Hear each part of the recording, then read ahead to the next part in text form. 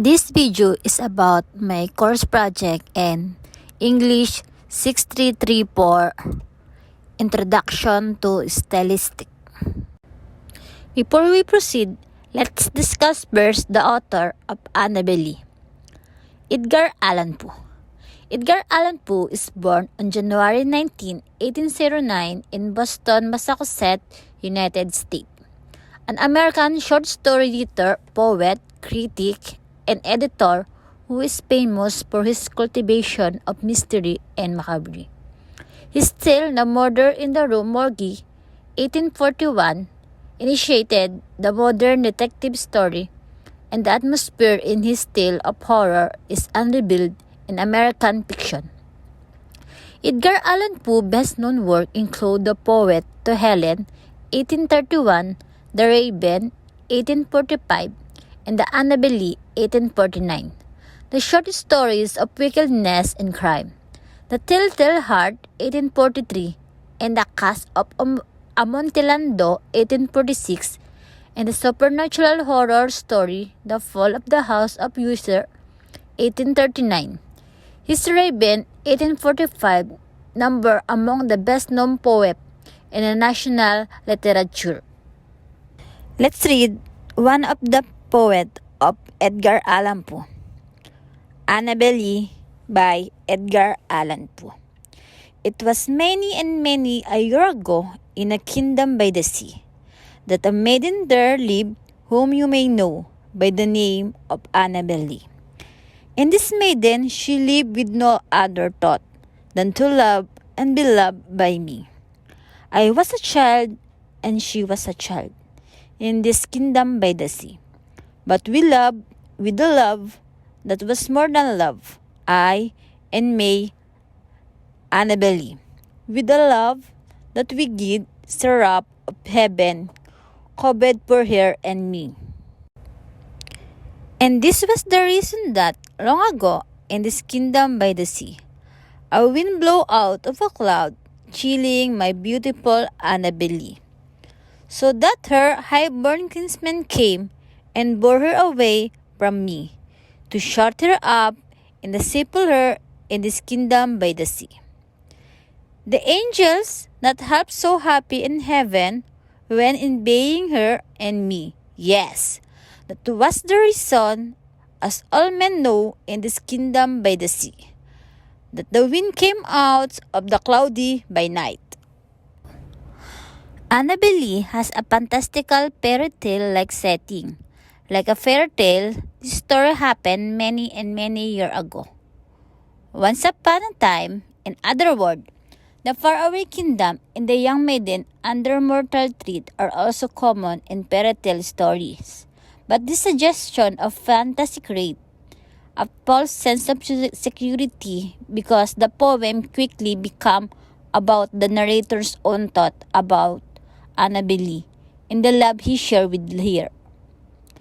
Furthermore, there's no neat, happy ending. The poet leaves the speaker in his grip with no possibility of escape. The speaker in Annabelle is often taken to by Edgar Allan Poe himself, but there's no evidence in the poem to confirm this. However, his wife Virginia has died not long before its composition, and she was considerably younger than him, so there's our parallel at least is not certainly. What is beyond doubt is that the speaker is someone who is grieving. His inner being seems to have been defined by his relationship with Annabelle, even though it was many and many a year ago. He has an idealistic view of their love, believing that it was more than love, and believed that their souls are eternally linked. On the other hand, he is certainly grieving too. The way the poem keeps circling back to Annabelle's name show that she is a very real absent from his life. Even he does sleep next to her body every night. But, of course, Annabelle consists of 4 stanzas.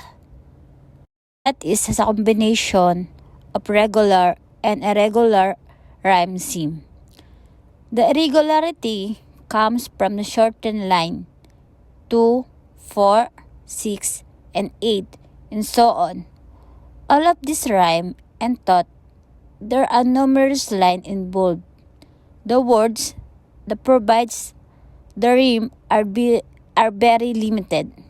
See, Lee, me, and we. Other lines sometimes rhyme, but we know overall a pattern. The first two stanza demonstrate distinction between pattern and non-pattern. A, B, C, B, or D, B, E, B, F, B. The repeated rhyme have a powerful effect. Using such a small set of words, they reflect the speaker's troubled and fixated mind. Every other line at least returned him to thought of the sea, Annabel Lee himself, or them as a couple. No other rhyme scheme is allowed to establish itself, because his mind is so singularly fixed on his relationship with Annabel Lee. These rhymes, of course, are based on the name of his lover, again reinforcing the idea that he can never let her go, that their souls are, in his view at least, forever bound together. These rhymes are part of the hypnotic effect that the poem builds over the course of its 41 line. The poem makes use of some internal rhyme too, chilling and killing. In the line 26, link the wind from the cloud with the effect it had on Annabel Lee. Line 34, 36, and 38 rhyme beams, dreams, rise, ice, tides, sun. Alliteration is used here and there throughout Annabel Lee.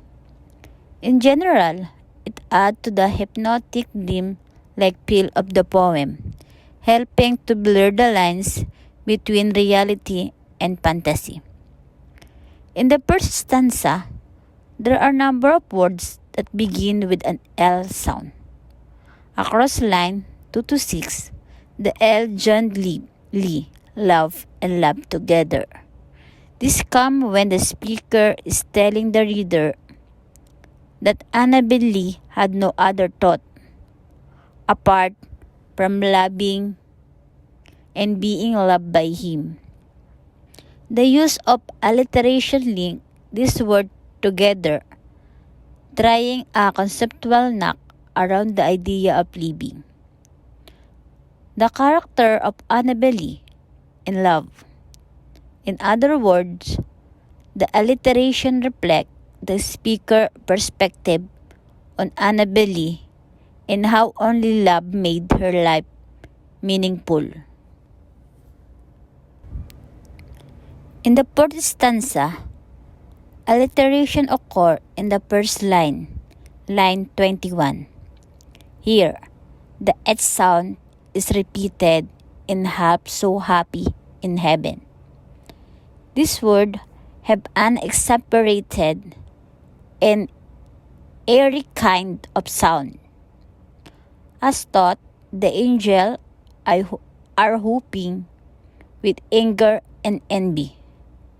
In the following stanza, D sound like demons, with, down, and disturber.